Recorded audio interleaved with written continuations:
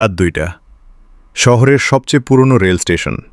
প্ল্যাটফর্মে দাঁড়িয়েছিল এক বৃদ্ধ, হাতে একটা পুরনো কাগজের টিকিট। ট্রেন আর আসে না এই লাইনে বহু বছর, তবুও সে প্রতিদিন আসে।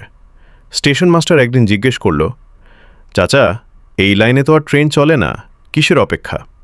বৃদ্ধ মুচকি হেসে বলল, ট্রেনের না, ক্ষমার। বহু বছর আগে সে ছিল একজন টিকিট কালেক্টর।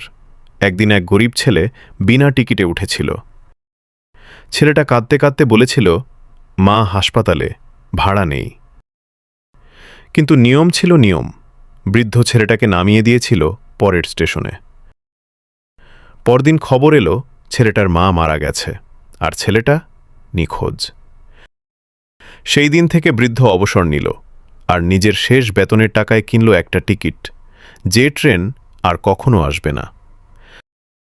বছরের পর বছর সে আসে, দাঁড়ায়, ভাবতে থাকে, যদি সেদিন একটু মানবিক হতাম। এক রাতে হঠাৎ প্ল্যাটফর্মে এক যুবক এলো। চোখ দুটো পরিচিত, কণ্ঠটা কাঁপা। সে বলল, চাচা, আপনি আমাকে নামিয়ে দিয়েছিলেন। বৃদ্ধের হাত থেকে টিকিটটা পড়ে গেল। যুবক হাসল, মা মারা গিয়েছিল ঠিকই, কিন্তু আপনার জন্য আমি কাউকে ক্ষমা করতে শিখেছি। সে বৃদ্ধের হাতে টিকিটটা তুলে দিল। এই টিকিটের আর দরকার নেই চাচা, আপনি ক্ষমা পেয়ে গেছেন। সেই দিন শেষবারের মতো পুরনো লাইনে ট্রেনের হুইসেলের শব্দ শোনা গিয়েছিল।